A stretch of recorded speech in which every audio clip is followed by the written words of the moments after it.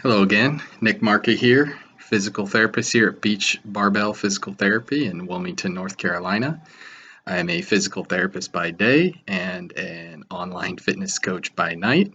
Today I want to continue the low back pain topic. Today's particular discussion is on other factors that may be contributing to low back pain and sciatica.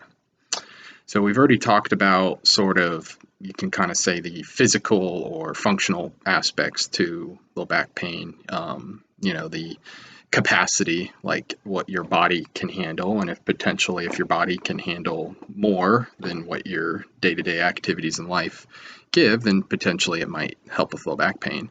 There's also the fact that exercise may potentially help with low back pain from various mechanisms, not just because you're stronger, but for other mechanisms that probably involve more with the brain and the spinal cord. So let's kind of dive in some other aspects that perhaps you could address as well, because when we're thinking about low back pain and sciatica and really any pain in general, there's kind of a multifactorial, many variables that potentially may be involved, and we're probably best trying to at least address anything where there might be issues, because any one of those variables may actually help the situation and reduce suffering and improve quality of life, which is ultimately what we're after. So I think the big one would be depression. There's tons of research on this. Depression and low back pain are pretty well linked up. So when we talk about depression, we're talking about lost interest in things that we normally find enjoyable, maybe a sense of hopelessness, sense of worthlessness, pointlessness, that kind of thing.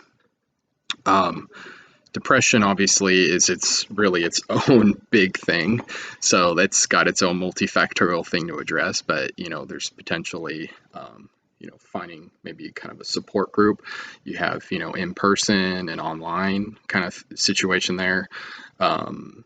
Speaking to your friends and family, just opening up to them about how you're feeling, talking to your physician, and reaching out for professional help, maybe from an actual mental health therapist, and addressing it there.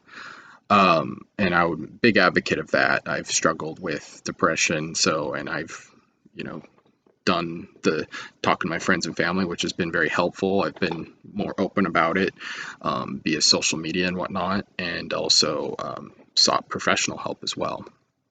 And then in some cases, depending on what's going on, perhaps there is pharmacological support. So that's where you would talk to your primary care doctor about it. Anxiety could be another factor.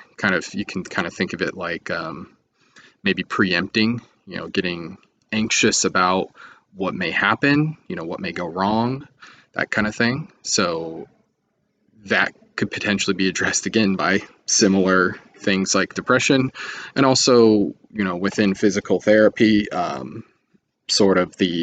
we talked about kind of the physical capacity reassurance. So, sometimes if you talk about kind of the expectancy violation. So I think something wrong is going to happen. So, but then we try it and then it doesn't go wrong. So it violates what we expected. So violates that anxiety. So that can sometimes be helpful. Obviously, you have to gauge the person and see if they're ready for something like that. You can kind of there's kind of like a go big response, like, hey, just let's try the thing that you're anxious about right off the bat and see if we can blow it up right out of the water. And then sometimes there's more of that kind of just gradual work towards it and then over it. So it's kind of, you got to gauge the person, see where they're at. Fear and anxiety are kind of similar. Fear would be potentially linked to a lot of beliefs about the back and your back, like it's damaged, and if I do this thing, it's going to damage it more. And so then, potentially your body's getting into that fight or flight response, and potentially maybe again, kind of preemptively causing pain. I think similarly approaching it similar way to anxiety, you're probably working on both when you're working on it. Also, letting someone just open up about it, so what are you afraid of? And, letting them just air that out and be like, okay, all right. What if we tried, let's say that they're afraid that if they lift 50 pounds, their back is going to get injured or something for, maybe they got injured before, something like that. And so then you can, ask them, okay, that's understandable. Where do you think you could start? And then maybe they're like, all right, what if I can start at 25, half that? I'm like, okay, let's start there. So, kind of letting the person be in control of the situation, and then engaging that, say, okay, we did 25 for, 10 reps or whatever. Do you think you want to stay there? Do you want to go up? And maybe they're like, yeah, let's go up to 30, so you kind of let them be the driver in the course, and that can potentially help with the fear, along with potentially, like we talked about, depending on how tough it is, potentially maybe adding in the other professionals for that other aspect to it, help.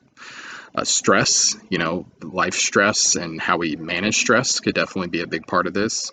I've asked people before when their back pain felt worse, and they talked about when they were arguing with their spouse, like their back's not magically disintegrating when they're arguing with them. And then when it felt better, when they met with one of their, physicians or something that they were really comfortable with.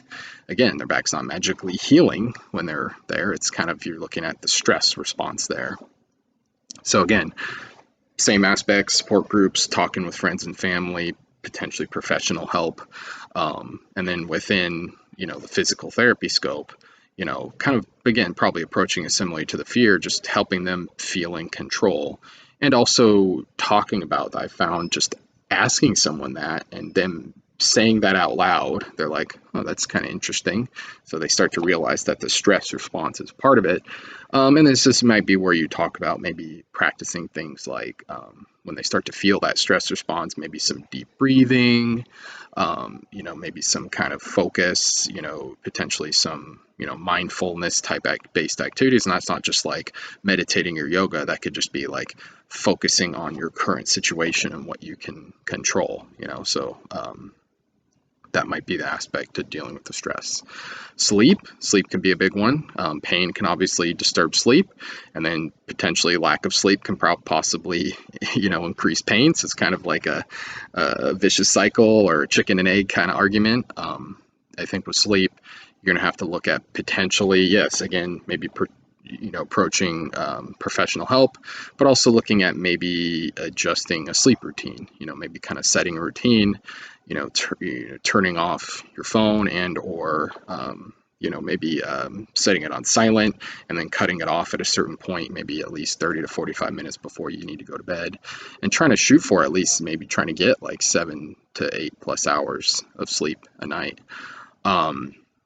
And then again, you might kind of develop a routine about that. That might be something where you do incorporate maybe some light stretching, maybe some meditation or prayer or whatever, something relaxing, maybe reading, whatever kind of relaxes you, and again, kind of staying away from the screens because they can potentially be more stimulating, that kind of thing. So basically, you're just trying to develop a routine where you're getting your body used to, okay, this is the time that I go to bed. So if you need to get to bed ideally by 10 to wake up at, let's say, 5 or 6 or something in the morning, then maybe like 9 to 9:15 you're starting to do your own winding down, whatever that may be. Maybe you watch your last show, finishes at 9:15, and then you go in and brush your teeth, wash your face, whatever, put your pajamas on, whatever you do, you're kind of like signaling to your body, this is our routine. And then, maybe you're laying down and, or, like you said, you're maybe doing some sort of meditation or prayer or some deep breathing and light stretching, something just to kind of just relax yourself and then signal to your body that this is the time to relax and sleep. And then just sticking to it and trying to minimize probably naps during the day if you can, so that you can save the sleep so you actually get tired. So you're actually tired, and maybe that ends up maybe you end up falling asleep earlier in the night. So it's okay. You want to kind of get used to that routine. So if I need to get to bed ideally by 10, it's like sleeping by 10, to wake up at 5 or 6 a.m., then I'm going to be in, doing that routine by like 9:15, 9:30. If I still don't fall asleep by 11 or midnight, that's okay. I'm still going to wake up at the 5 or 6. I'm going to be a little tired during the day, but, I'm going to just truck it through. And then the next night, you probably are going to be tired, as long as you don't maybe have, coffee after, like noon or 1 or 2 or something. So to limit the caffeine, later in the day, have it more in the morning to help you get going. And then, that night you probably have a better time falling asleep. And then if you wake up, not stressing about that you're not asleep, because it's like you stress about the stress, it's going to be a harder time to get to sleep. So, nutrition and body composition. So not necessarily because like you're too heavy and that's causing you more pain because of the mechanical part. We know mechanical can be part of pain, but it's not necessarily the whole part or the one we should primarily focus on. But potentially the body composition might be more from the more pro-inflammatory effect of fat tissue, adipose tissue, whereas muscle tissue is more anti-inflammatory.